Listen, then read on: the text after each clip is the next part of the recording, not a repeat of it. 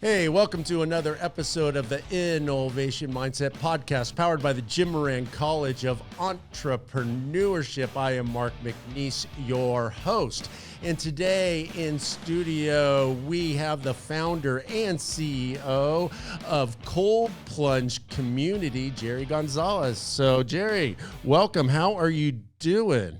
Thank you so much for having me, Mark. I'm doing great. It's going to be a fun episode. Yeah, it's going to be great. So not only have you been one of my students and you got this business, we'll get into the cold plunge business and talk about cold plunge probably first, but also you're the president of the FSU Beach Volleyball Club, which I am a proud member of. We're happy to have you. Oh, thank you. Thank you. So let's start with what is cold plunge and why would any sane person jump into a 40-degree pool of water? It's a great question that I get asked very often. And I mean, there's an unlimited amount of benefits from like reduced inflammation to increasing your dopamine, mental resilience, just a million different things. And one thing I've learned along the way that a lot of people don't really realize is like it provides for such a great social interaction with other friends and to meet new people. So that's like the biggest part.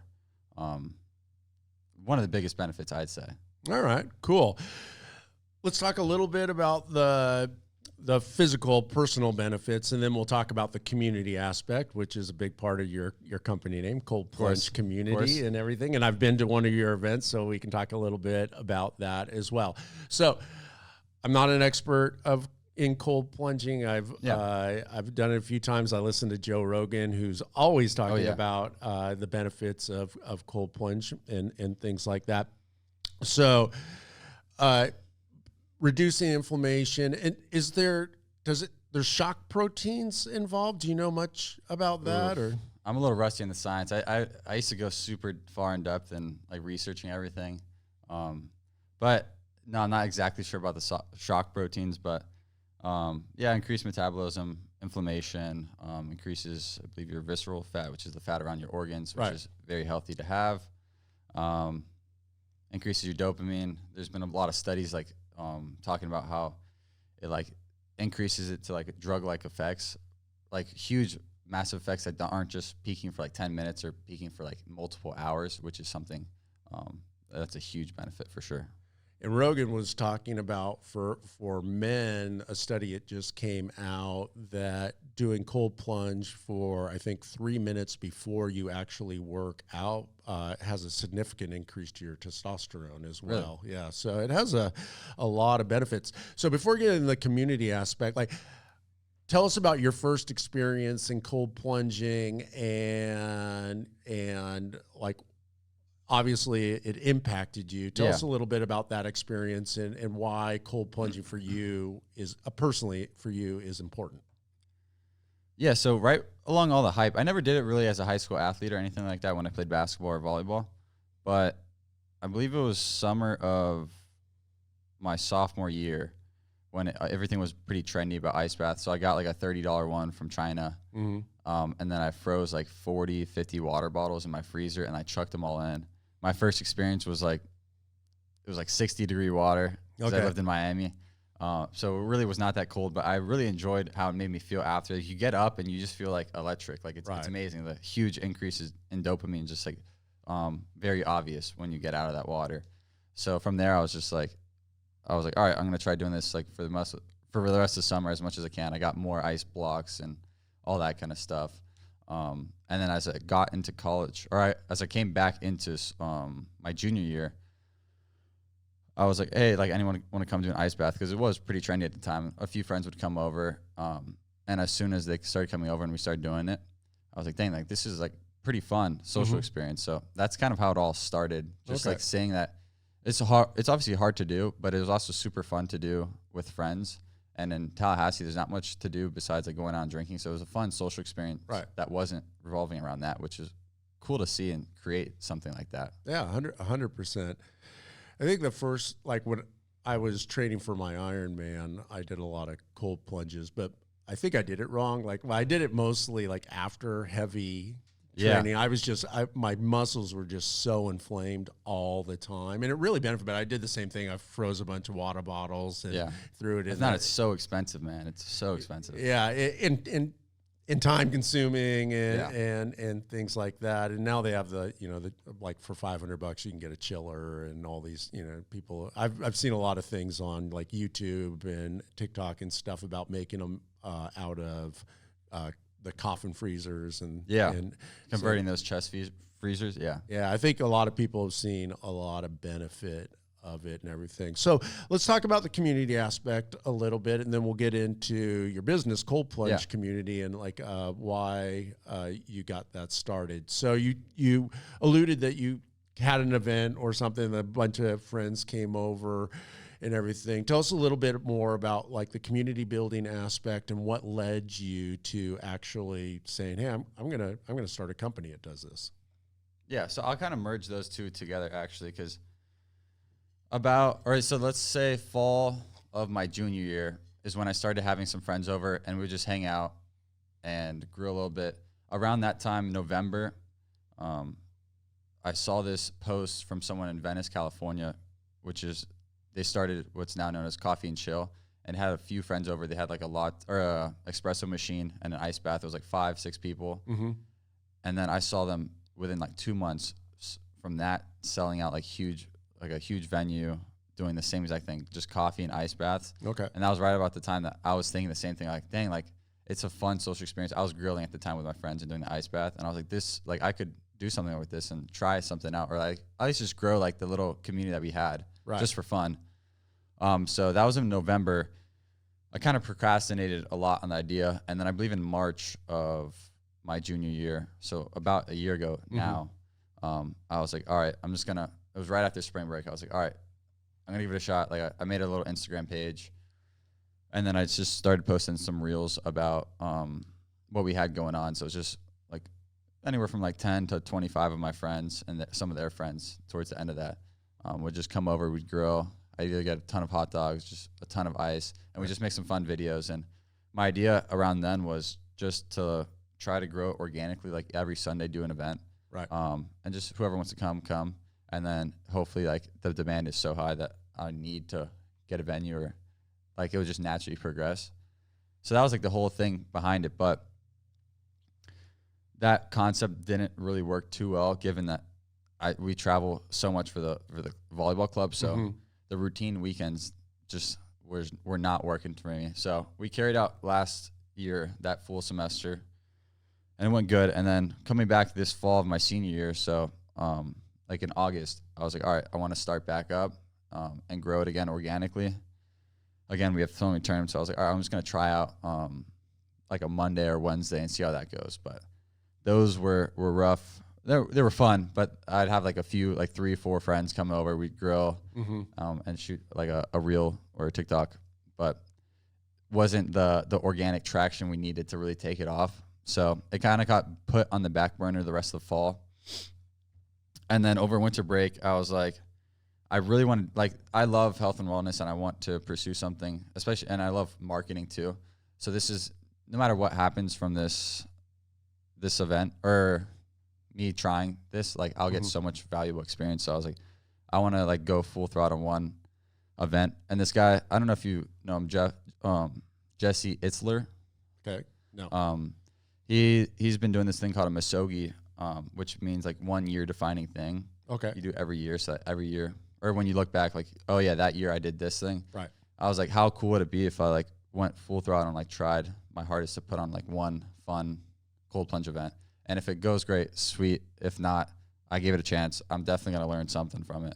And that's exactly what I did. I reached out to a few, or I looked on Google Maps, scouted out a few different venues. The only one that was like a perfect fit was Oyster City. Right. Reached out to them. After a few weeks, we got in contact, and they were down from the start. So that was really neat. Worked out a couple of kinks, of course, but they were like, oh, wait, actually, like in 2 weeks, the Tallahassee Marathon's going on. Like, that's probably a little too late notice to start like an actual event. But if you want to set up 2 cold plunges, we're giving out a free beer. You guys can see how it goes, promote it a little bit. And we're like, sweet, like, done. we'll be there. So we ended up going, and they had a ton of traction. I wasn't sure if there was gonna be like 5 people there, 100 people there, but people were in and out the tub for 2 hours straight, or 3 hours straight. So we had over 60 plungers that day. I was wondering how many people actually plunged. Yeah, no, I think it was about 60 people that came in and plunged, and we told them about like what we had going on. Of course, like at that time, the event details they were all up in the air, and we were really creating the offer like that week after. But it was a great little test, and we're like, all right, people seem to love this. So, okay, I have a little clarifying question. Yeah, was that the event I was at, or no. that was the one the week before? That was the one for the Tallahassee Marathon, which was a free event. Okay, gotcha. So they were like, yeah, you can put up tubs and do it on your own. Okay. And just test it. Okay, so, and then you had 60 plungers that day. We had 60 plungers that day. Okay, wow, great. And then how many weeks after did you do the event that I went to? Do you know what weekend the Tallahassee Marathon was? It was probably 3 or 4 weeks after. Okay. I'm going to guess a month. Okay. So let's talk about that event. So I'm sure you know, but there was like a ton of people there. Yeah. It was jam packed. I think we had 9 tubs going. Is that right? We brought out, I believe it was 6 tubs. We needed more because we had 2 rows of 3. I was thinking it was like 3 rows of 3. It was 2 rows or 3 rows of 2. Yeah. So you had 6 tubs. Yeah, there was like a line and everything. But you had some people sitting in there for like 15 minutes. Oh my God. And I'm like, all right, come on. Yeah. It was funny to me to see, like, I was like fine afterwards. And like, there was like people with it, chattering, like, maybe he stayed in too long or probably. It was kind of interesting, like just the social dynamic of how people were responding to it and everything. So it was $15 and you got the cold plunge and you got a burger, a smash burger, and you got a beer. So I couldn't go and get a burger and a beer for $15. So tell me about, like, let's talk about the financial model first. Like, how does that all I'll work? get into like how we even created that offering, because originally when I thought about, or after the marathon event, I was like, all right, I'm on board with Oyster City. It was a great venue. Yeah, it's a perfect venue, especially because we're not that, like, that's a perfect smaller size venue that we can like fill it and it like feels full. Yeah. So I knew I wanted ice baths. I wanted to get coffee, but Catalina wasn't on board yet. And I was like, I need something other than ice bath to charge people money. No one's really good. Like, I need like a nice complete offering that people are like, what the heck? Like, this is insane value. And then I think I was talking to the guy who started Peak Pool, Strider, after the marathon event. And we were like talking about like what that offering was going to be. Cause at that time I also hadn't gotten approval to put on the grill, to grill anything. And he was like, yeah, like, I don't know about you, but like everyone loved the beers and ice baths. And originally I was like, I just want to make it like completely like health conscious. Like we're doing something good for our body. But then I was also like, people really enjoy, like that's like the biggest takeaway from the marathon event.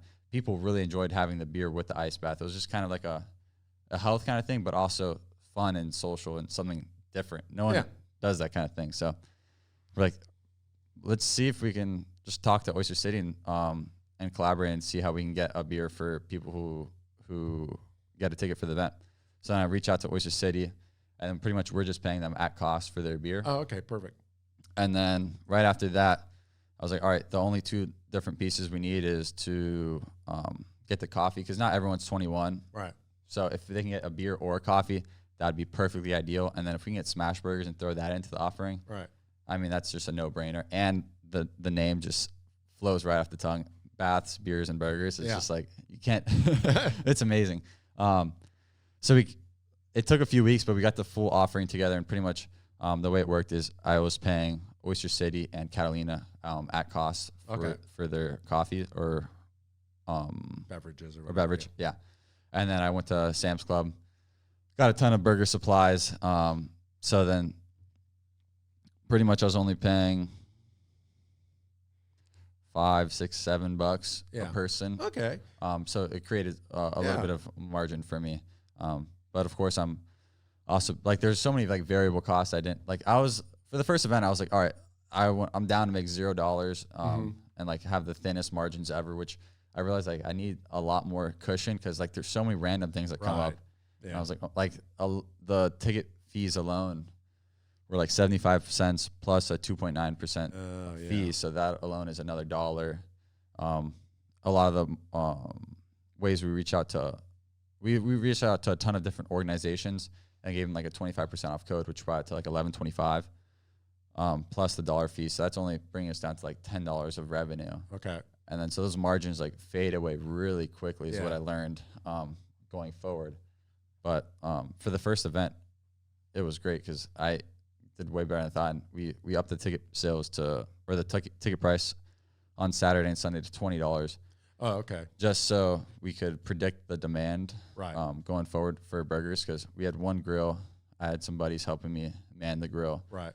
So I needed like a nice, like accurate count up for the burgers. So on Friday, I had like 5 of my friends help me with the event.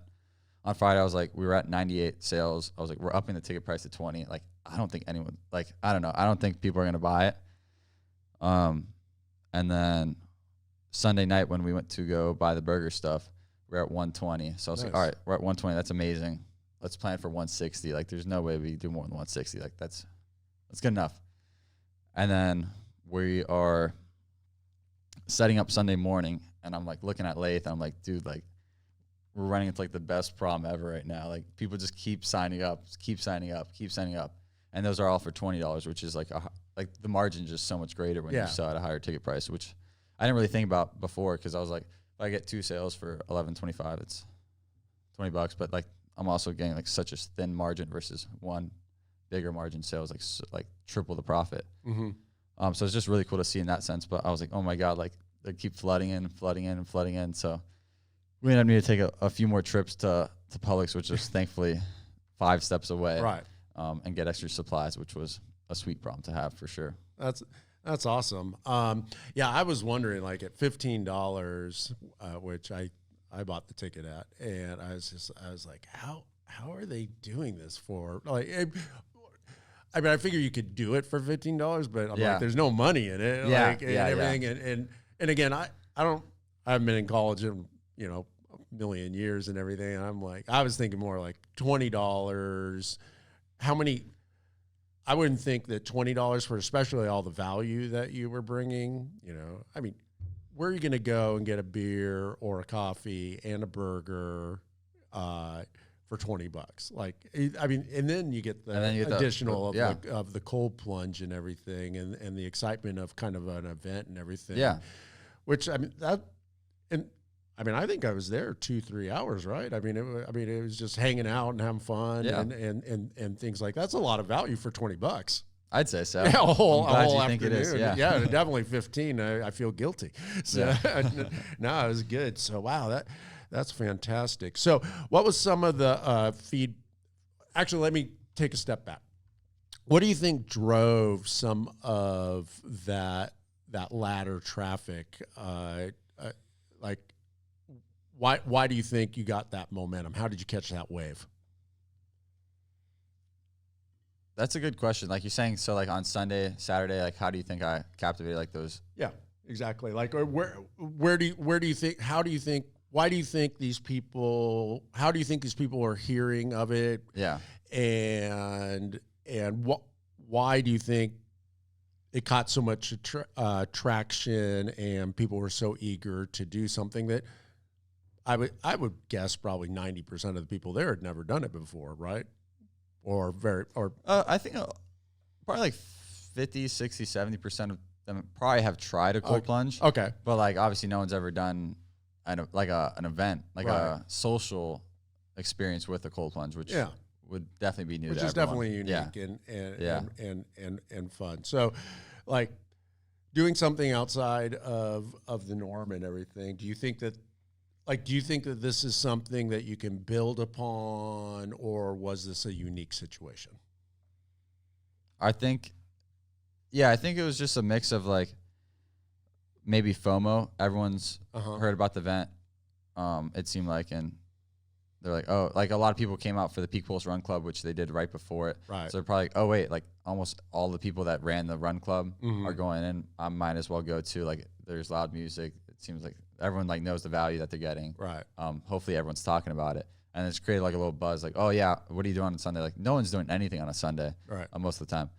So it was just like, it was probably just like, oh, like I'm down to try that out. Like they just heard about it from a friend, and we're like, all right, maybe I'll just try to get a ticket at the door.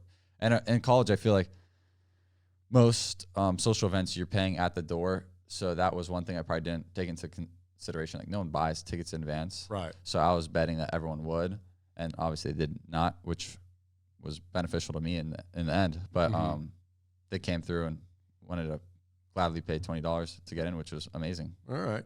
So are you planning the next one, or is it planned? When's it happening? Yeah, next event is not fully confirmed yet. It's going to be April 13th, the day after the Palace 5K. Pretty similar offering as before. We're going to try selling out.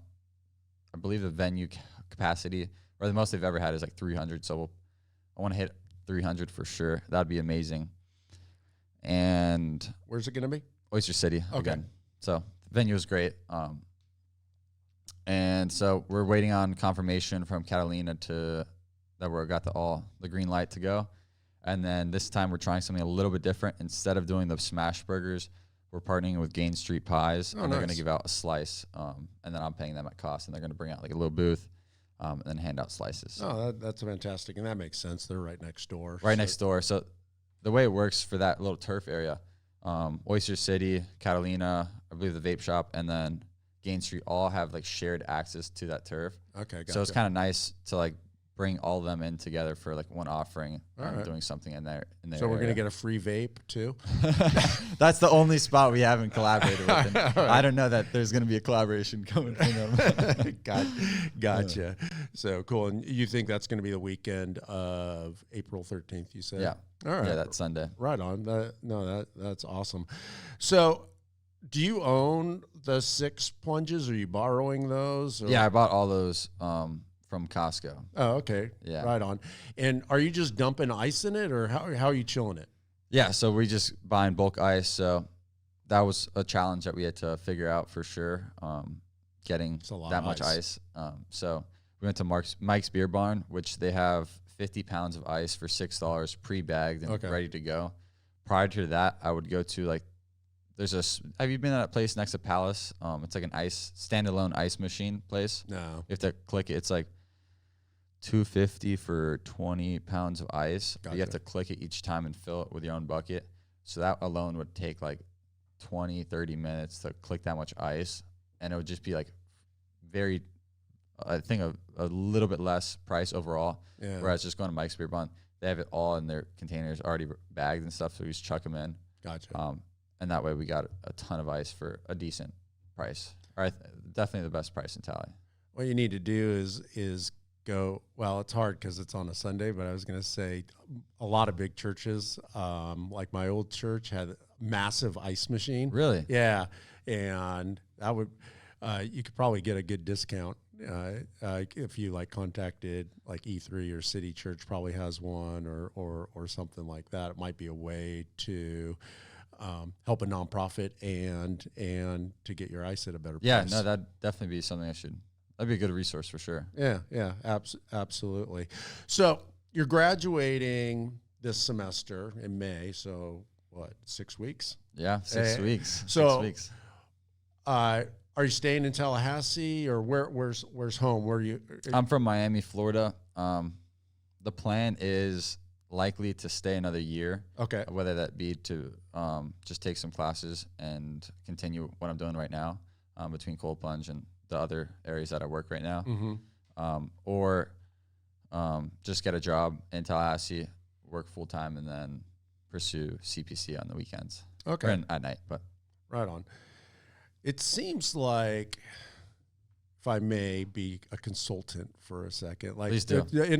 The way to scale this thing would be to maybe get a trailer pizza cart and maybe have incorporated like a couple of kegerators in it, and then you would essentially rent like a space, right? Maybe an outdoor space or even an indoor space, depending on the weather and stuff. And then you can control your costs a lot more and things like that. And then you wouldn't only be tied also to cold plunge. You would have basically 3 different revenue streams to work with. So something to think about. I don't know. I like that. That's very interesting. I know I saw some people out of Arizona who created like a trailer with 2 like industrial cold plunges, and then the other half of the trailer is a sauna. Nice. And it looks super legit. And they'll go out to events and do exactly that, without the keg, of course. But that could be our missing piece, right? To like bring the party to you, like if you can book it for any kind of event, or go out to like a marathon event. Yeah, no, that would be Spartan fantastic. race or an Ironman, that kind of thing. So that'd definitely be an option. I think when I look forward to the future of cold plunge, I would like to continue to pursue it, of course. Whether that be like growing the Tallahassee to as big as we can get it, and then maybe like partnering with other students at other schools to start a franchise there, or something like if I had a trailer and I could like pack up all the plunges, just do like I was talking about Lath about, it'd be so cool if we could like do like one weekend, or every weekend we'll go to a different college and set up like one event. And that'd be super fun and provide some good content for social media.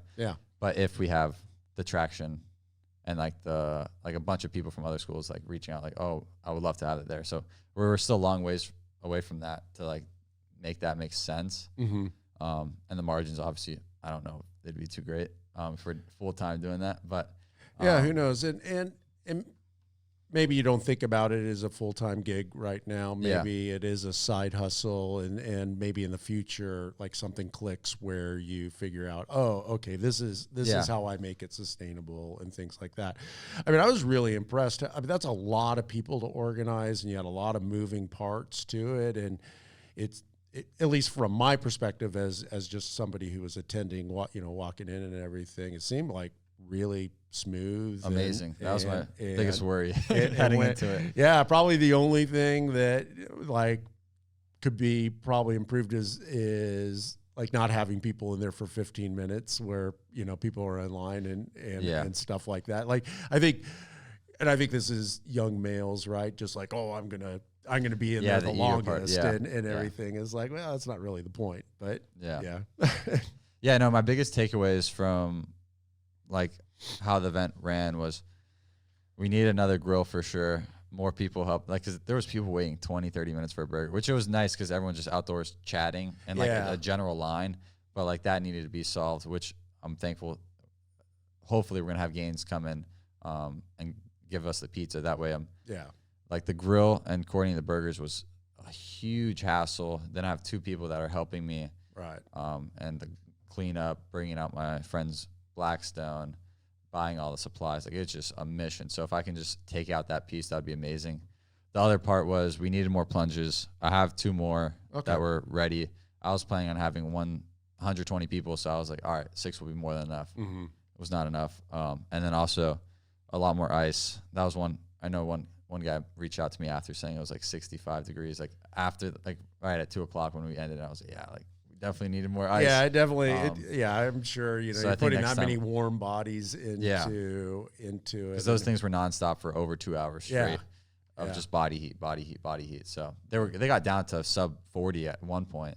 Oh wow! But yeah, next event we're gonna probably do around like 2,000 pounds of ice. Okay. Yeah, it was basic. I mean, for your first time, I think it went off flawlessly. And I think like the vibe in the crowd, I may have waited 20 minutes for the plunge and 20 minutes for the burger, but it wasn't a big deal because you're like talking to people in line, and it wasn't like anybody was in a hurry. I think everybody was just happy to be outside and having a nice day and things like that. So I don't think it was a negative at all, but there's always room for improvement. For sure. Yeah. So, well, cool. So, let's talk a little bit about your graduating.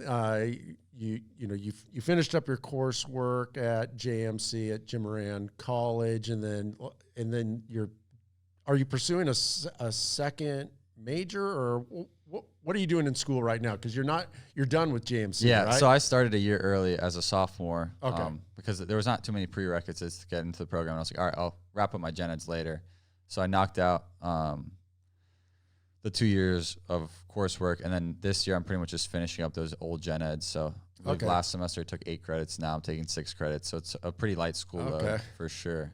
But now looking back on it, I really wish I started the program as a junior, not a sophomore, because sophomore year, like my priorities weren't 1,000% like entrepreneurship and like doing all this kind of stuff. And I was definitely looking of like different ideas to try, and nothing really stuck with me. But I wish, like looking back, like I had an idea. Like if you have an idea and you're in the program, like you guys give all the tools to make it succeed. And if I could like start like delay it and still be in the program, I feel like just the growth would be like I'm literally doing my coursework as like my business would be my classwork, which would be exactly like a dream for an entrepreneur. Yeah, that's the best case scenario. Like it's interesting before I started at Moran College that I thought all the students coming in were going to have an idea and we were just going to be working on their ideas. But it's amazing to me, like probably like 80% don't. Yeah, it is shocking to me. Any idea what they want to do. And I think you're right, especially there's so many classes that are geared toward like if you have a business, then hey, work on your business and we'll push it, and get it as far along as possible. So I think you're right. I think that's a real benefit. Have you taken advantage of anything like the competitions or like the micro grant or anything like that? I have not, but literally today on my to-do list is to apply for the micro grant. So definitely do that. I was going to encourage you to do that because that's $5,000 that you can get a grant. And if like you got that grant for $5,000 to infuse into your business, what would you use it for? I mean, I could ramp up like just the quality of everything from the ice baths to using it for supplies, like better everything, like a sub pump that we use to drain all the water. Takes like over an hour and a half to drain all that. Would you just dump it into Gain Street? Where are you dumping it? So we hook it up to a hose and then we bring it around the building. Since you can't let out any water on the turf because it will flood. Yeah. So, and that's like 600-700 gallons of water. Yeah, it's a lot of water. So, yeah, we can't do that. Interesting. Would there be any benefit to getting is it a cooling unit or the ones that, or is it they're not robust enough, or you know what I'm talking about? Yeah, the problem with those is they take hours and hours to cool. And those for like a good one, like I'm sure you can get one for 500, but those are like a quarter horsepower. Like you really want the bigger ones to really drop it, especially for having 2 hours straight of bodies in the tub. And then on top of that, they take, like overnight. And Oyster City recommended I do not set them up the night before just because they have like tons of stories, like just homeless people just going in and wrecking everything there. So like, I don't know if they're going to pee, poop in it, or like pop it. Like it's probably best you do it in the morning. I was like, that's totally fair. So if I did have something like that, I mean, maybe if I set it up like at 6 a.m. and let the water run, it would work. But or even if you chilled it and then at the beginning and then just had the units running, at least it would keep it chilled. But maybe the ice is the best way to go. Ice is a lot cheaper, less to move. Like I would need to get all the freezer units, and right now the tubs I do have, they don't have the connects, like the in and out connects. Okay. How much does one of those units cost? The ice baths? Yeah. So originally they are, I believe, $250 at Costco, but Lath and I went the day before the marathon event. I was like, I'll just get one more, just because I'll use it for the marathon event.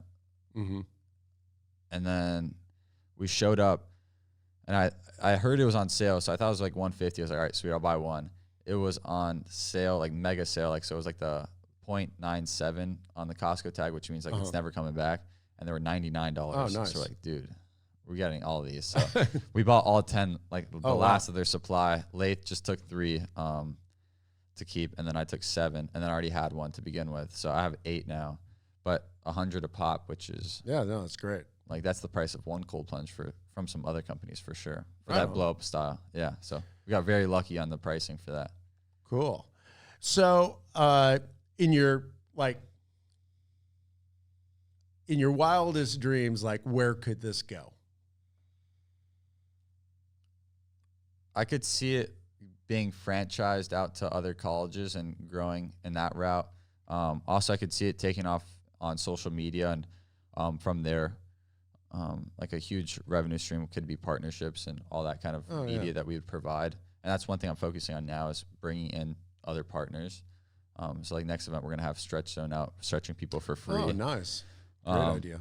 Yeah, so that'd be a nice value addition too, because those stretches are like $80 a pop, and we're getting that for free. Like Celsius coming out, adding the value. But so I'd say definitely like the franchising and the media point, and like providing that value to companies that want to reach our audience. Yeah, no, would that's be a great huge. idea. But besides that, if that obviously takes a lot of work and a lot of many years of like going to different colleges and staying in like the college area, which I don't know if that's what I want to do, but Right. I could see it branching out into like creating like a trailer thing or like just a wellness studio kind of thing potentially. Nice. So cool. Well, at the end of every podcast, I like to ask a question. The question is, if you today, Gerry, could go back and tell the Gerry one thing before you started Cold Plunge Community, what would be the one thing you would tell yourself? Probably just do it. I mean, Yeah. if I would have reached out to Oyster City a year ago, even before that, right when I noticed that it was taking off in Venice and I already had like that same exact idea, like might as well just reach out to Oyster City or like any other company and just try like seeing where it goes. But in my head, I was like, it's a lot of like reaching out and like asking a lot from my friends to show up for me and like just a big jump. And I had a lot on my plate at the time, but like if I just like took a nice little leap, man, who knows how big it'd be at. Yeah. Like 185 people on the first event. Imagine if I had that many a year ago. Right. We'd be so much further. So Cool. I'd say just do it. Yeah. Well, great advice. So I appreciate you coming in and telling your story. Thanks so much for having me, Mark. Absolutely. Hey, thanks for tuning in to another episode of the InNOLEvation Mindset Podcast, powered by the Moran College of Entrepreneurship.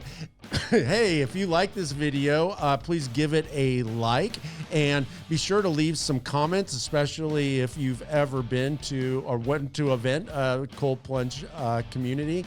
And then also be sure that you hit that subscribe button so you never miss another amazing episode. We'll see you next time.